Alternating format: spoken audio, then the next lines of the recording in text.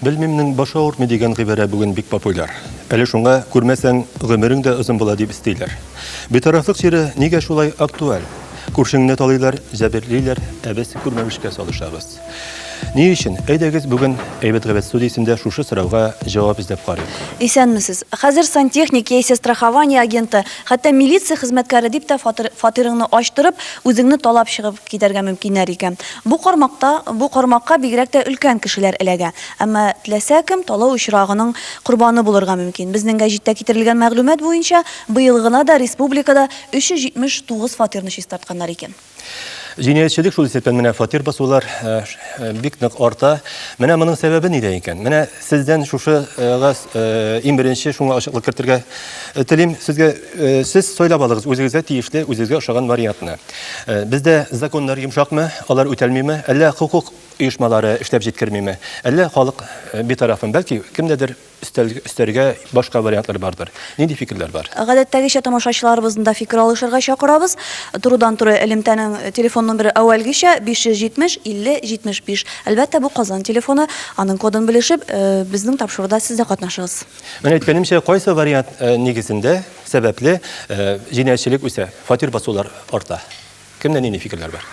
Сіз кеткен себеплердің барысы да актуалиндалар, аларны айтып көтәргә мөмкин, әмма шулай да битарафлык килеп чыгуның төп сәбәпләре дип мин бүгенге көндә кешенең бер-берсеннән көнләшүен саныйм. Шуңа күрә алай бер-берсенә ярдәм итәргә ашыгып тормыйлар. Тагын Минемчә, халык бик таркау дип әйтим, менә минем хукукым буенча мин бер нәрсәне дә уздырмыйм. Безнең йортыбызда, безнең мин тора торган җирдә безнең даны чыккан Пьяный двор дигән җирдә яшим. Менә 4 ел мин килгәннән бирле безнең йортыбызга мин кем керә, кем чыга, ничә 16 фатирда 20 гаилә яши.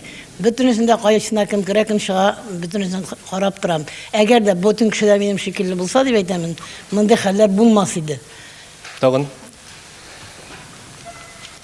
Biz менә милиция хезмәткәрләрендә гаепле алмыйбыз, аннары законның да йомшак булуына берничек тә каршы килә алмыйбыз, чөнки күп очракларда ул кешеләр үзе гаепле була, үзләренең малларын саклый белмиләр алар менә. аңлашылды. Тагын фикерләр бармы?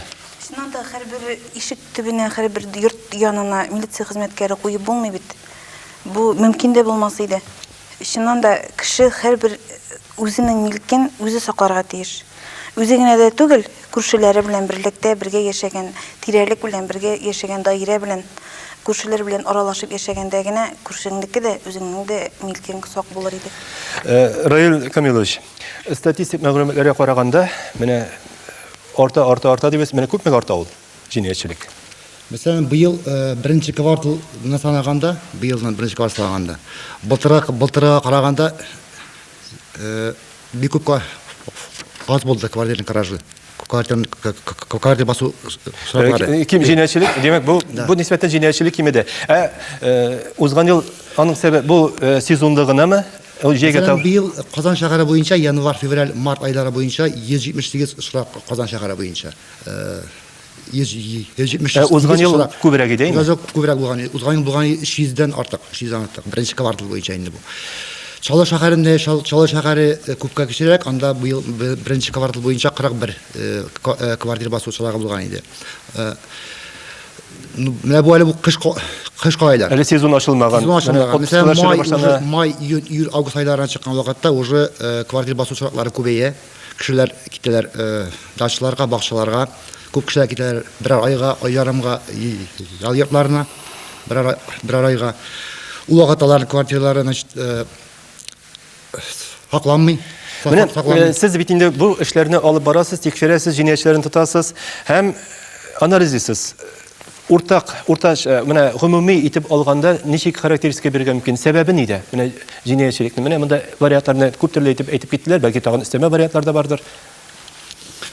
Сәбәбен ачыкланган вакытта бу айтып ачыкларга була. Мәсәлән, хәзер күп кешеләр сатып алалар, яхшы ишекләр, яхшы замоклар ишеккә. кыйбатлы замоклар, алар берсе дә кыткармый. Бүгенге көндә Ачып калалар булмаган. арасында бик күп специалистлар бар, алар бик ашып бирәләр. Менә яңа типтагы замоклар, мутлок, суперлок, кали, гарни ачыклар, аларның бөтенесе уже аларның бөтенесен дә подбирать итәләр.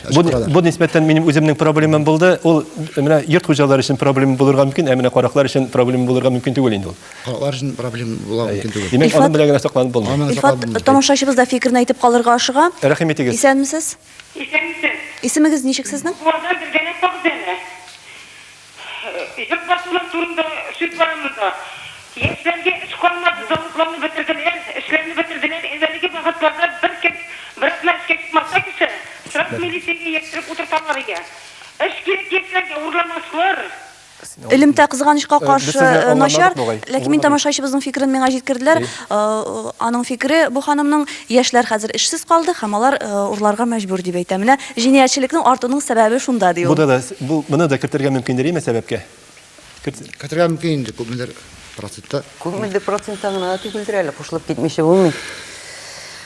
Төп процентларны берсе булып тора. Эшсезлектән башка төрле үзләренә шөгыль эзлиләр, наркомания, аңа акча кирәк. Шуның аркасында төп сәбәпләрнең берсе бүгенге көндә. Менә әлбәттә менә шу төп сәбәпләрнең берсе, ләкин бүгенге тапшыруда гына без бу хакта сөйләшербез, ләкин аны бүген генә, иртәгә генә хәл итеп булмаслыгын без аны аңлыйбыз. Менә битарафлык мәсьәләсенә бүген әйттек. Битарафлык мәсьәләсе ничәнче урында тора менә мөһимлек ягыннан, менә шу фатир басуларда. Мәсәлән, былтыргы җәйне алганда, былтыр җәйдә булган шундый, значит, безнең моментлар Советский районда, Идлибуй районында кешеләрнең, значит, жол йортына китәләр, җыракка жол йортына киткән вакытта. Төнлә керәләр, бер ай жарым кала иләре. Ишекләре яхшы, ачып керәләр. Сиев, мәсәлән, тараз Дәүсиев, 4 кеше күтәреп кергән буш килеш, анда инде куелган йөкләр куелган, чтобы орламасына дип. Гирләр, гантелләр куелган булган. Примерно авырлыгы 300 килограмм. Төнлә шул сиевне күтәреп чыгып киткәннәр. Анда, значит, бу җортның Герләре белән бергә. Потому что ашып караганнар, ашып булмаган сиевне прям квартира эчендә, значит, кисеп караганнар, значит, базар кебек кисеп караганнар, ашып булмаган. Караклар вынуждены были күтәреп чыгып китәргә, сиевне күтәреп, полностью күтәреп. 300 килолы. Да, ул бик авыр булган, примерно 6 кеше аны күтәреп чыккан төнлә булган бу хәл эчендә 2 миллион сум акча. Хуҗа алган булган кредит и үзенең бурычын түләргә куеп калдырган булган кредит. Менә аны минем уйлау буенча бер күчләре ишкән булырга тиеш, потому что анда бик күп тавышлар Табылдымы бу караклар?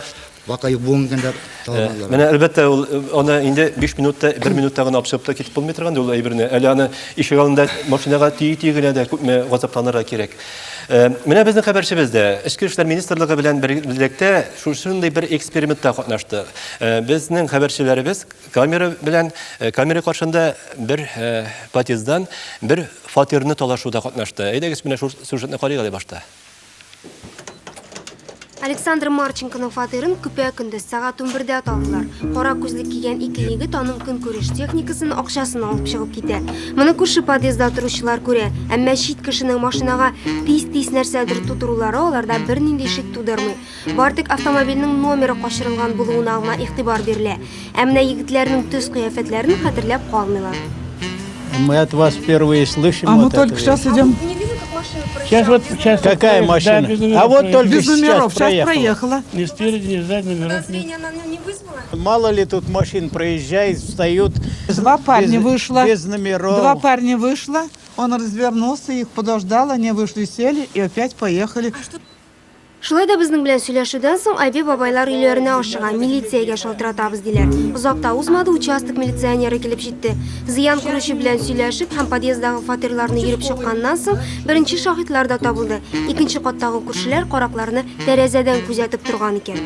Быстро они торопились, я думаю, что Спасибо. Да, это где-то было в 11 часов. А ребят сколько было? Двое. А нет, но я думала, может быть, может, они постоянно. Күршеләр түгел күрсәтмә биргән булып чыкты. Өстәвенә эзләре дә кайнар әле. Шуңа күрә милиционер җинаятьчеләрне тоту 2 ләтә тизрәк һәм җиңелрәк булачак дип ышандыра. Күптән түгел мондый шартлар Любовь Шулухановага охшаш җинаятьне ачарга мөмкинлек биргән. Әмма хукук сакчысы әйтүенчә, мондай уңыш сирәк була, чөнки шаһитлар милициягә шалтыратырга ашыкмый. Народ, в общем-то, у нас редко, так скажем, сотрудничает открыто с милицией. Моя хата с краю, я ничего не знаю. Каракларны сизеп алып, төс кыяфәтен истә калдыру һәм милициягә шалтырату халыкта зур батырлыкка тиңләнә икән. Ә инде төнлә уяу булып, күршеңнең матди байлыгын саклап калуга иң кыюлар гына сәләтледер. Күрәсең, бу 21-нче гасыр күршеләре законы. Хәер, менә бу әби үзен артык гаяр дип санамый, әмма бүген якында яшәүче ханымның мәңгелек рәхмәтен тоеп яши. Үзебезнең күрше малае. Безнең бер кубот кына арткылы, теге 5-нче этажга түбәдән төшеп. Мин ишеттем, төнне сагат 3ләрдә мен ишек тышка чыккан идем. Нәрсәдер тавыш, ул марҗа өйдә юк, анасында ул. Она кеше булырга тиеш түгел бит. Ызмайт итеп тә карадым. Ишек жабык. Менә шулай итеп, шуннан милициягә ызмайт иттек. Шул төнне. Шунда ук инде килеп җиттеләр. Бүген кешегә булырсаң, иртәгә үзең ярдәм алырсың дигән язылмаган законда бар бит. Минем фатирымны бер кашан да таламаслар дип кем түгел әйтә ала. Ул вакытта үзегезнең һәм тирә-юньдәгеләрнең кыюлыгы һәм михрибанлыгы сынала да инде. Шулай да бу хакта кайгыртып йөрмәс өчен белгечләр фатирларда саклык чараларын алдан күрергә тәкъдим итә.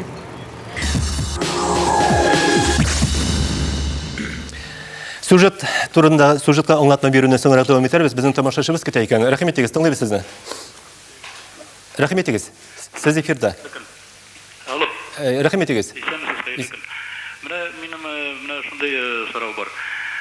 Менә нигә участковыйларда, как говорится, 20 участокларда, дом алдында, потому что кешеләр подъезд алдында утырсалар, алар бит хотя бы если үзенең участковыны беләләр, могут әйтергә бит.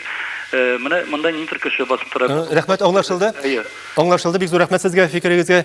Минем аңлавымча, белүемчә, ниндидер акцияләр үткәрелде бугай, участковый халык арасында җирдә бугай инде, участок инспекторлары. Монда инде бу акция күптәннән бара. Һәрбер участок милициянең участок вәкиле һәрбер квартирада булып, үзләренең визитный карточкаларын калдырып, халык белән танышып йөрделәр. Ләкин кайбер очраклар я сәбәпләр аркасында берничә квартирага үзенең участогында ул кирмичә калырга мөмкин. Мондый очракта турыдан-туры милициянең участок вәкиленә аның кабул итү бүлмәсенә мөрәҗәгать итәргә мөмкин. Бу һәрбер районда, һәрбер участокта шундый ниләр бар. Милиция бүлегенә шалтыратып, аларның кайда урнашканын белергә була. Рамил әфәнде, әмінә участок инспекторы ничә фатирга хезмәт күрсәтә? Хукук ягымнан иде, хукук хезмәт. Монда участок инспекторының фатирлап түгел, кеше саны буенча өлкән участок инспекторы 1000 халыкка хезмәт күрсәтә, өлкән, простой дип әйтгәндә участковый инспектор 3500 халыкка. Практикада алар инде инспекторларда халыкта бер-берсен белешергә тиешләр име? Әлбәттә белешергә тиешләр. Инде сюжетта күтәрелгән темага тагын әйләнеп кайтыйк һәм менә күргәнегезчә, хәтта менә безнең эксперимент барышында да сюжетны караган вакытта гына да инде теге әйберләр ташучыларның хәрәкәтләре шик уята торган. Менә шунда капа төбендә сөйләшеп утыралар һәм беркем нәрсә белмәгәннәр, бер нәрсә сизмәгәннәр һәм инде сораштыра башлаганнан соң гына кем нәрсә күргән, ничек, нәрсә булган, шуны сөйләшә башлаганнарга хәрәпә. Мондый менә шушылай сезнең подъездга бара кирәк булган безгә, әйме, шушы эксперимент. Шунда килергә чыкканда гына карыйм, бер КамАЗ тора безнең ишек төбендә. Безнең подъезддан әйбер ташыйлар. Мен туктале, кызым турып торар, мен бу көннәр икән, карыйк әле монда кемнәр чыгалар икән дип. Яңа гына килгәннәр, сатып алганнар безнең бер фатирны. Мен сез нишләп китәсез, әле генә килгәнегез бит әле дигәнем. Сезнең монда да ишек алдында ишекләр күп ди, ошамады, шуңа күрә кире тапшырабыз квартираны дип китәргә мәҗбүрләр. Менә шундый ошамаган нәрсәләр дә бар инде. Мин ишекләр белән дә дуслыгым күп, минем наркоманнар белән дә, алар минем җанга барса да киләләр, алар белән яхшы итеп сөйләшәм. Бер дә зыян салганнары юк. Бик матур гына 4 ел шунда яшәп ятам менә. Димәк инде милиционерларга да милиционерларны миңа киләләр бар да, участковыйлар башта минем җанга керәләр инде. Менә бу арада гына үзебезнең күршедә шундый хәл булды, хатынын кыйнаганда, хатын өстеннән бикләп ишекне чыгып киткән. Теге чыдый алмыйш инде, шәтергән кеше ишекне ватып чыккан. Хәзер ишек ачык, Күні бойы сақладым, yok, түні бойы сақладым. Квартир ишігі ашық, шығамда кірем. Yok, енді қазір қатынын ізлем, телефондан шалтыраттым, мен анда қайтмейм дей. Мен айтам, алай ғана болмай бітелі, бұлай ташлап кетмей, екі бөлмелі фатирны деймін. Енді қазір екінші күнні қарайым. Бұл енді біздің ишік түбін тутырып, ескі әйбірлер білән бір екі мужикны алып келген, теге урамда яшаушыларға орын керек, рахат қатын иде yok. Қазір бүтінісін кіріп туздырып, бүтінісінің әйбірлерін подъездға шығарып ташладым да, қатынын алып қайтты мәйдам, қайтәлі еңе бұлай жүрме.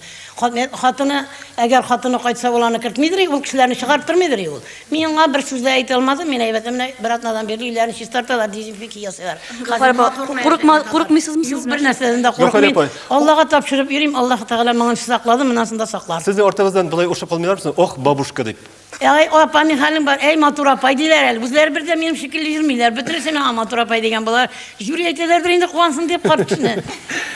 Рамил Efendi, менә шушындай ишаратлар булмасын өчен бит тарафлар әлбәттә бар инде алар, ләкин бит тараф булмаска дип өндәргә кирәк. Менә халыкка кемгә участок инспекторына мөрәҗәгать итәргә, нәрсәгә мөрәҗәгать итәргә мөмкин, ничек тәртибе? Әгәрдә инде кешеләр дип әйтик, квартира басу чирагына туры килгәннәр икән, беренче чиратта квартирага үзегез кирмәскә тырышырга кирәк. Чөнки анда кул бармак изләре, аяк изләре, хәтта ят исләр дә сакланып калырга тиеш. Иң беренче чиратта 02 телефоны буенча шалтыратырга кирәк. Әгәр дә үзегезнең хукук саклау бүлегенең телефон кизү бүлегенең телефон номерын беләсез икән инде, анда шалтыратырга кирәк.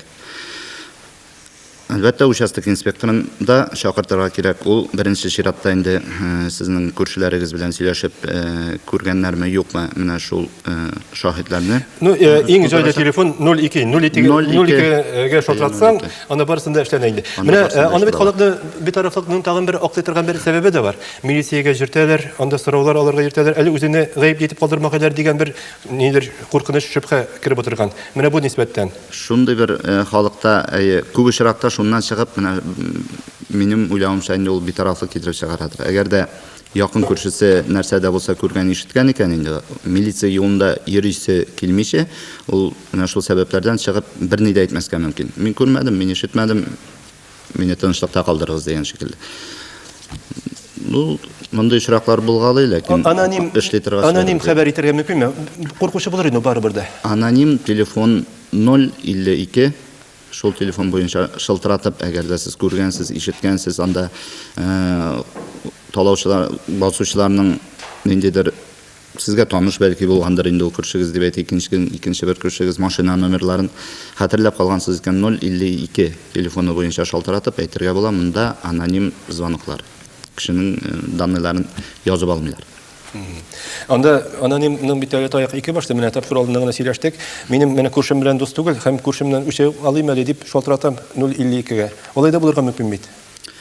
Булырга мөмкин, анда хезмәткәрләр килеп аны тикшерәчәкләр инде, ничек нәрсә итә. Барыбер дә аны эшенә чыгарга мөмкин булачак инде. Рамил, менә хуплап әйтәсем килә, минем ул мәсьәләне алай дип әйтеп, әллә нәрсә тузжыра алмыйлар, куркырга кирәкми, хокук саклау органнарына шалтыратырга. Чөнки менә мин үземнең практикадан чыгып әйтәм, элек заманнан бирле инде. Менә бу өлкәдә квартира баскан вакытта хокук саклау органнары, милиция сотрудниклары, алар һәр вакытында килеп җитә, алар лекция юнәлдереп бирәләр. Менә монда шаһид булудан куркучыларга карата, алар белән бергә эшләгән вакытта бераз гына тикшерүчеләрнең психолог булулары кирәк. Анда әгәр дә карак тотылган икән, ул карак алдына зур козыр чыгарган шикелле, вот менә синең күршеләрне әйтеп бара дип, алдан ук чыгарып салырга кирәкми. Әлбәттә, андый нәрсәләр бар. Эшне өйрәнгән вакытта, эш бетеп судка киткән вакытта гына белергә тиеш, кем нәрсә әйткәнне. Раил Камилович, бу нисбәттән инструктаж, бу мәсьәлә тикшерелә торгандыр инеме? Бу мәсьәлә тикшерелә, монда безнең бар, орысча әйткәндә, защита прав свидетелей дигән бар безнең политика. Программа. Да, монда вакытта, мәсәлән, күршене допрос иткән вакытта, мөмкин фамилиясын даже үзгәртергә, исемен үзгәртергә, отчествосын үзгәртергә, адресын даже можно үзгәртергә. То есть уголовное делода безнең була күршенең бүтән данлары белән керәчәк. Бу шаһитның үзенең үтенеше буенча эшләнергә тиешләйбер. Әгәр дә инде бу әйбер эшләнмәсә, ул инде югарырак инстанциягә анда, мәсәлән, сезгә менә начальник буларак мөрәҗәгать итәргә мөмкин шикаят белән, ниме? Дамир Шавкатович, сез менә сезнең сезнең оешма инде менә фатирларга аерым саклау куеп һәм шушы саклау бүлегендә фатирлар аерым хисапта тора һәм күзәтү астында анда инде талаулар, урлаулар булмый торгандыр име? Юк, талаулар, урлаулар булганы да юк. Бүгенге көндә безнең Ичке эшләр министрлыгы Мир вашему дому дигән акция уздыра, йортыгызга именлек дигән. Менә быел гына 3 ай эчендә, беренче квартал эчендә сак асына 550 объект и 1600-дән артык квартир алынды. И мин уйлыйм. Бу акция уңайыннан бәлки берәр скидкалар да бардыр әле? Ташламалар Ул вакытта акция вакытында скидкалар да бар. Һәрбер 100-нче квартир бесплатно эшләнелә. Материалына гына акча түләнә, эшләре бөтенесе бесплатно. Шул вакытны кредитка дип әйтергә дә була. Кеше башта түли 50%, әнәре калганын 3 ай эчендә. Безнең менә система шул кадәр теге җайлы урнашкан, бездәге психология бер китереп китмәсәләр, без селкенмибез. Килеп ут капкач кына селкенә башлыйбыз. Менә шушындый очраклар булмыймы? Менә подъездда я булмаса йортта берәр фатирны талаганнан соң сезгә мөрәҗәгать итүчеләр артамы? Менә шул йорттан. Андый случайлар тоже бар. Хәзер әйтергә була фамилиялар белән дә, зур хуҗалар. Квартирларын талагач, подъезддан күршеләре, тагын күп кешеләр охранга үзләренең квартирларын сигнал җаймалары белән оборудовать итеп охранга киләләр. Шуңарга күрә мин рекламаны сигнал җаймалары белән оборудовать итү бик кыйммәт түгел, бер бүлмәле квартир 5000-нән чуть артыграк. В зависимости нинди аппаратура куясыз. 2 бүлмәле квартир 8-10 мең, 3 бүлмәле 15 меңгә кадәр. Аны куйганнан соң инде тынычлап йоклый аласың, әйме? Тынычлап отпускага китә аласың. Әле алгына түгел. Хәзерге бүгенге көндә сигнализацияны кыш көне 7 ай приостанавливать итәргә дә була. Ул вакытны сез уже квартирга айына 200 тәңкә түләмисез. Бу 200 тәңкә бүленә 150 сумы охранга саклаган өчен, 50 сумы сигнал җайышмаларын обслуживать иткән өчен. Шуңарга күрә кыш көне только теге телефонный номерда кросны сохранять иткән өчен генә акча түләнелә. 7 ай эчендә приостанавливать итәргә дә була. Инде файдалы. Гөлшат, сезнең менә сез балалар белән эшлисез име? Бу җинаять ул фатир басу, ул үзенчәлекле фатир бит. Менә фурчкалардан керергә туры килә. Алар бик оста эш итәләр, төрлечә һәм балаларны файдалану очраклары да бик күп дип әйтәләр. Шул хакмы? Әлбәттә, андый очраклар очрый, ләкин алар еш очрамый. Балаларны ни өчен кулланалар? Зур караклар. Чөнки балачага ул бит җитез һәм тән төзелешләре аларның юка була ул вакытта. Шуңа күрә фурчкалардан зур кеше керә алмаган җирләрдән тиз генә шуып кына кирип китәләр. Һәм инде икенче сәбәбе фатир басу хукук законы буенча ул бит инде 16 яшьтән каралган. 16 яшьләре тулмаган балаларга аларга төрмәгә утыртмыйлар. Учетка бастыралар инде аларны. Ләкин менә шушы форсаттан файдаланып, хөкем итмиләр инде аларны. Шуңа күрә зур караклар шуннан да балаларны шундый җинаятькә алар итерәләр. Илфат, безгә тамашачыбыз шалтырата, аның да фикерен тыңлап узыйк. Мөмкин булса кыскарак булса, рәхмәт итегез. Мен Сания булам, Яңа Савин районыннан. Менә безгә это сигнализация куймаган булсалар, безне талап чыгып киткән булырлар иде. Бик зур рәхмәт аларга. 14 кенә көн куйган идек сигнализация куйганга. Вот безгә әйттеләр, менә ярый сигнализация куйдыгыз, отчетчный квартирага кайткан булыр идегез дип. Сак хезмәткәрләренә бик зур рәхмәт, конечно. Без сөйнәбез генә куйдырганыбызга. Рәхмәт. Каракларның фәлән айлык хезмәте юкка чыккан инде. Теманы дәвам итегендә Зибәдә Нургалиевна. Җәза бирү мәсьәләсендә. Җәза бирү мәсьәләсенә хәтле мин әйтеп үтәргә телим. Бүгенге көндә законнар слабый түгелме дигән фикер әйтелде инде монда. Законнар йомшак түгел. Квартира басу ул яшен рәвештә талаумы кереп урлаумы, яки талаумы, яки көч кулланып талаумы, ул иң авыр җинаятьләргә керә бүгенге көндә. 158-нче маддәнең 3-нче бүлегенә аерым чыгарылган. Һәм монда 2 елдан 7 елга кадәр иректән мәхрүм итү каралган. Менә әле генә Мишат әйтеп үтте бу 14 яшькә хәтле, бу 16 яшькә кадәр булганнар квартира баскан өчен җавап бирми дип, монда әз генә корректив кертмичә булмый, чөнки соңгы закондагы соңгы үзгәрешләр буенча фатирга кереп урлау авыр җинаять буларак үзе шул маддәнең аерым бер 3-нче бүлеге итеп каралды хәзерге көндә. Һәм шулай ук талау буенча, ачык талау буенча, һәм шулай ук көч кулланып талау буенча да аерым бер җаваплылыкны арттыра торган яшерен урлый икән, 7 елга кадәр иректән мәхрүм ителергә мөмкин. Ачык талау юлы белән эшли икән, сәламәтлегенә, кешенең тормышына зыян китерми торган көч кулланып, ул вакытта 8 елга кадәр талый икән инде кешегә зур зыян китерерлек итеп, зур куркыныч тудырырлык итеп аның яшәвенә бу чиракта 12 елга кадәр Демәк, закон кырыс бу мәсьәләгә, име?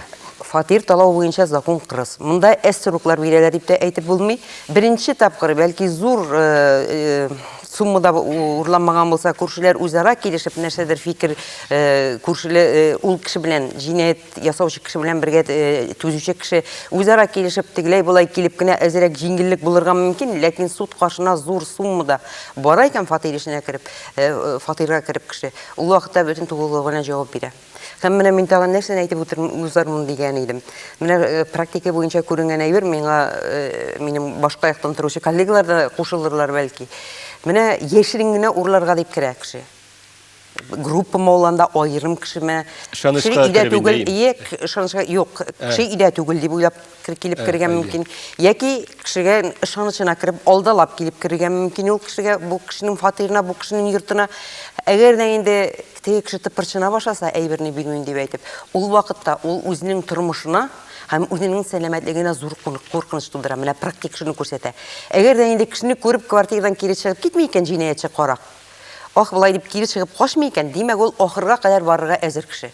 Ул кыйнарга да әзер ул кешене, аңа тән җәрәхәт ясарга да әзер, хәтта үтерергә дә әзер. Чөнки практик моны күрсәтә. Шуңа күрә кешеләр бу чиракта бик сак булырга тиешләр. Аннан соң менә битарафлыкны әйтәбез. Күршеләргә карата гына битарафлык түгел, без үзебезгә карата битараф бит. Ишеккә кем килеп тотмый, мин үземдә шул гадәт бар. Әз генә карыйм да, күрер күрмәс күз белән ул белгән кешеме, белмәгән кешеме тизрәк ишекне ача башлыйм. Бүгенге көндә андый битарафлык белән яшәп булмый, шуңа күрә минем халыкка мөрәҗәгать итеп әйтәсе килә торган әйбер шул. Уяулык, әлбәттә, бүгенге көндә синең милкеңне, синең именлеген саклый торган әйбер. Әйбит бары тик милек кенә түгел. Менә мин күпме төзүчеләр белән сөйләшкәнем бар, квартира басканнан соң. Шул фатирга кайтасыбыз килмәйләр. Ниндидер психологик яктан натлым дип әйтәбез инде. Кешенең үз өенә карата ниндидер карашы үзгәрә, аңганда шыксыз булып тоела башлый. Ул да бик зур нәрсә, психологик яктан. Хәтта килеп кешеләрнең квартираларын сатып киткәннәре бар, алмаштырып киткәннәре бар мондай хәлдән соң. Ул бик зур афат. Бик зур афат. Шуңа күрә бу афатны китереп тудырмасы өчен нинди мөмкинлек бар, барысын да эшләргә кирәк. Дамир Шәүкәтович, телефон бармы? Юк. Дамир Шәүкәтович, инде дәвам итик, без соңрак калдырырбыз дигән ик. Менә дәвам итик. Нәрсә эшләргә кирәк? Менә булай санап китик әле. Кеше халыкка менә үзенең иминлеген тәэмин итү өчен нәрсә эшләргә кирәк бүген? Беренчедән мин уйлыйм. Во-первых, ишекләрне яхшы ишекләр куйдыруда гына түгел бит. Ишек, тәрәзә, беренче этажда булса, решеткалар куярга, аның белән генә туктамаска. Теге охранда эшләгәч, беренче уйлыйм, сигнализация куярга кирәк. Менә сигнализация куярга мөмкинлек булмаган урыннарда бар. Әйтеп, менә шул авыл йортлары белән яшәүчеләр, анда шәһәрдән читтәрәк яшәүчеләр бар. Менә аларга, менә инде балаларны катыштыру турысыннан сөйләшкән вакытта аңлашылды, үзеннән үзе форточкаларны, тәрәзәләрне, бөтен нинди ишек бар, тишек бар, барысында ябарга кирәк. Кайбер кеше бит үзе ваемсыз. Тәрәзәләрне ачык калдыра. Әнә хәзер тиз генә малай кайтырга тиеш дип укудан. Мин дә тиз генә кибеткә чыгып кирим әле ди. Әчкечне ишек төбендәге коврикасына салып калдыра. Бер калдырды, ике калдырды. Может карап торалардыр ул квартира артыннан. Алар бит үзе каракларга юл куя. Мә кирегез генә дип әйтми. Әнә кайберәүләр әчкечләрне балаларның муеннарына асалар. Югалтмасын, бу эш кеше менән монда булсын дип. Күренеп торсын өчен. Күренеп торсын дип. Каракларга бит ул ярый, әле квартираны талап чыгып китсәләр. Ә бу бит әле баланың гомерендә. Күпме практикада бар, бик күп практикада. Бүген көндә бит кеше Ашкыч югалса, инде йозакларны алыштыра кирәктер. Югалса, йозакларны алмаштырырга шул көнне дип әйтергә инде. Һәм күршеләргә әйтеп йөрергә, кайтканны. Сигнализациягыз булмаса, җәй көне берәр кая ял итәргә, бакчага нигә китсәгез, күршеләргә кереп, менә, пожалуйста, әшкешне дус күршеләр бар бит, әшкешне калдырып, гөлләргә су сибегез, кич белән утны яндырып куегыз дип әйтергә була. Аннан соң почта тартмасыннан да газета журналларны алып тора кирәкме? Газетларны почта тартмасыннан. Иле кеше барлыгын белдереп торучы. Илфат ул бит инде бикләнеп яшәп кенә булмый бит инде ул. Кемнәрне бүгенге көндә басалар? Кайсы фатирларны? Кычкырып торган фатирларны? Мин бай, мин мул тормышта яшим. Алай гына түгел. 1 килограмм итен ашап чыгып киткәннәре бар. Ну күпчелеге башка. Менә безнең балачакта безнең кәкере йозак бар, ул күгәреп каткан, ишектә өйдә кеше юклыгын күрсәтер өчен алып куядырык без аны. 6 бала үстек, ул вакытта бөтенләй урлашу юк. Хәзер авылларда да, Лапаста да, Базда да йозак, Мунчада да йозак, бөтен җирдә йозак. Чөнки йозаксыз бүген яшәп булмый. Без үзебез элекке вакытта, үз йортыбыз белән яшәгән вакытта берәр җиргә китәсебез булса, ишек төбендә кичкенә утыбызны яндырып калдырадырык. Менә өйдә кеше бар икән дип белеп торсыннар. Нәрсә әйтәсем килә, көнчелек кенә түгел, хөсетлек тә менә без күп итеп мал җыябыз да, аннан кулланмыйбыз, аның кадерен дә белмибез. Аннары көннәрдән бер көнне шушы малдан кулак кагабыз. Менә шушы мәсьәләгә минем Алмаз хәзрәткә юнәлеш алып баруым иде.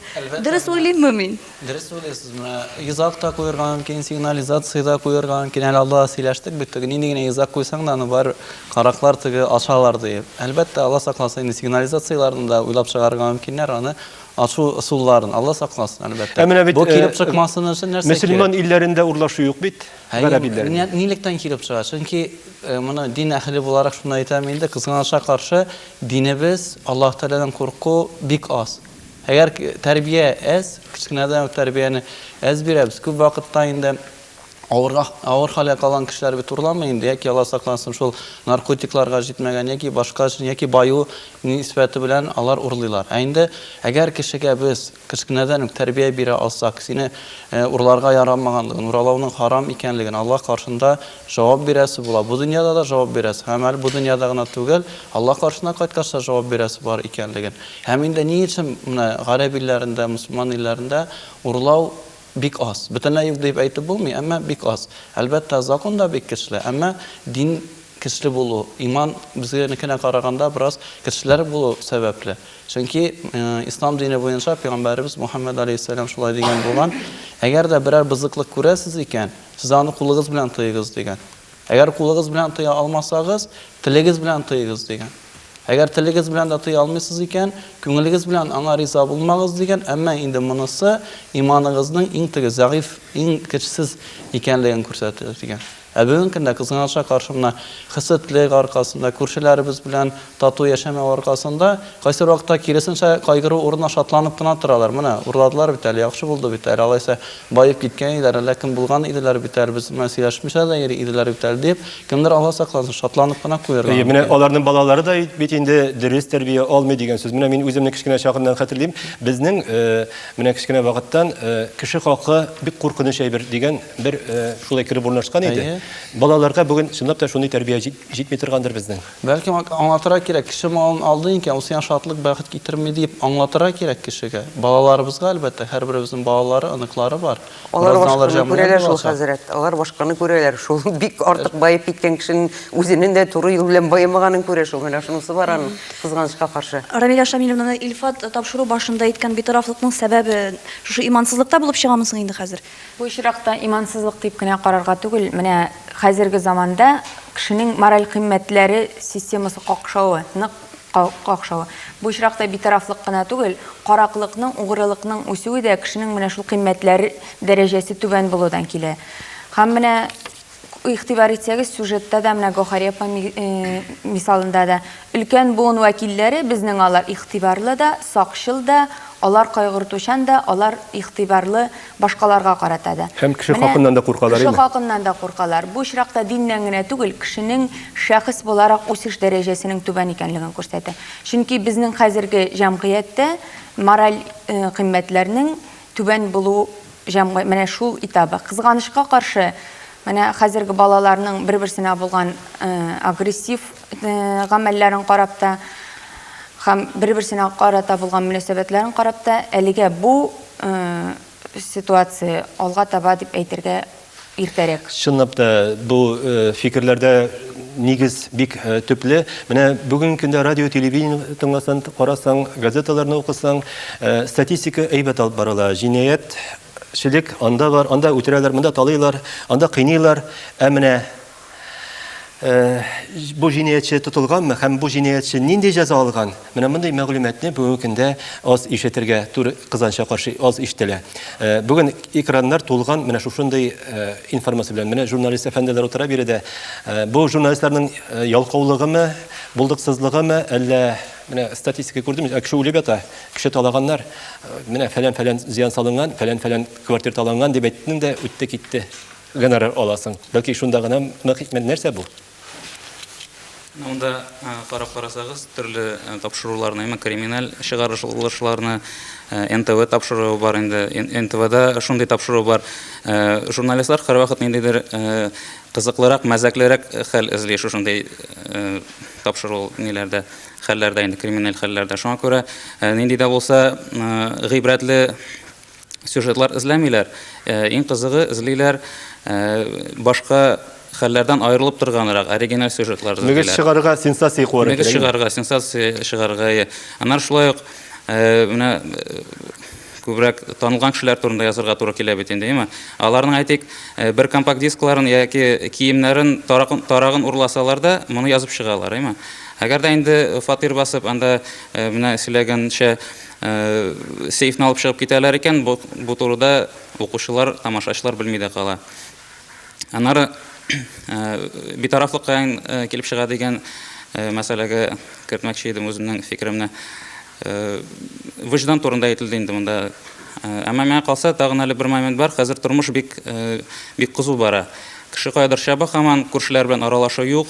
Элек менә подъезд төпләрендә әбиләр утыралар иде, кич утыралар иде, бабайлар домино сугалар иде. Андый күренешләр юк хәзер. Мин шәһәр тирәсен әйтәм инде, шәһәр җирен.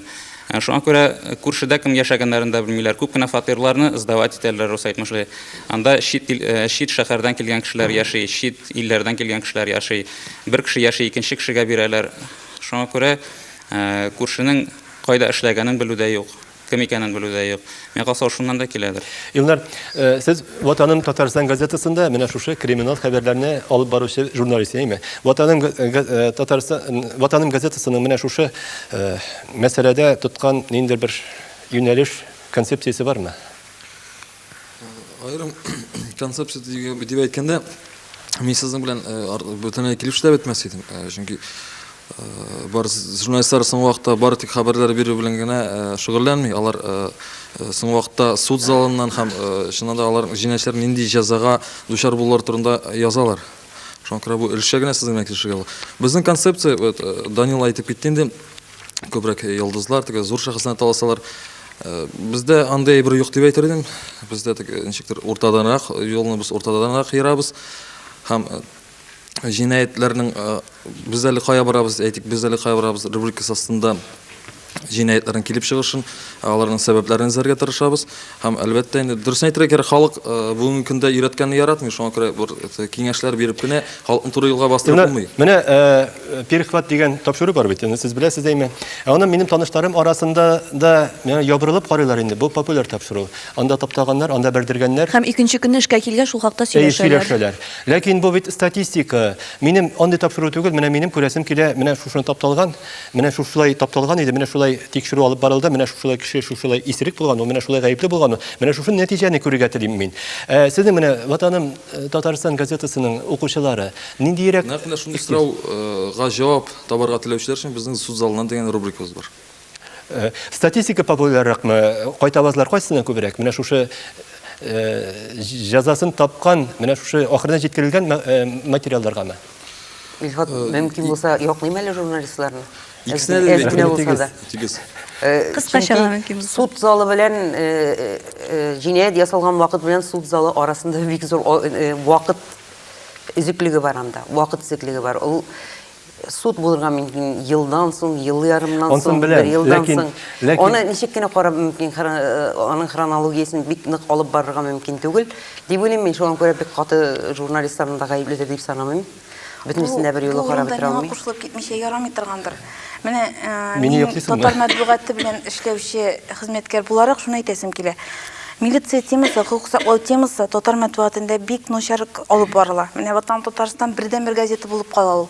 Даже мин менә бүген әйтәсем килми инде исеме белән акция үткәргәндә, шу участковыйлар белән акция үткәргәндә һәрбер районның, һәрбер республика буенча участковыйларны таныштырып чыгыйк әле дип мөрәҗәгать иткәннән соң бер баш мөхәррир татар журналистикасына, татар газетасына алып бара торган.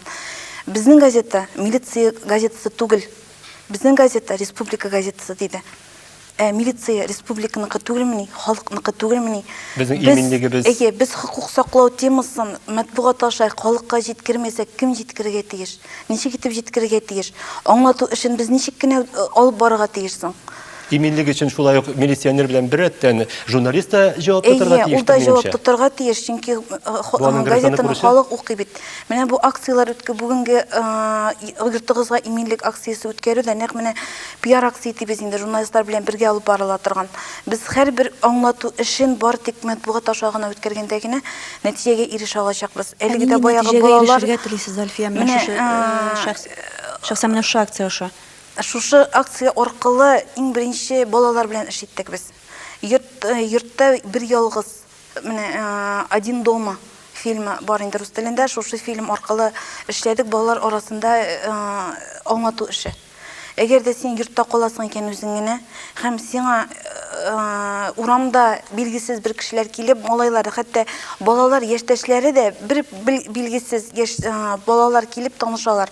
Һәм алар шушы баланың ышанычын яулап өенә керәләр. Менә шундый бер мисал бар Мәскәү районында гына. Урамда балалар очрашалар, бергә уйныйлар һәм баланың йортына керәләр, өйгә керәләр.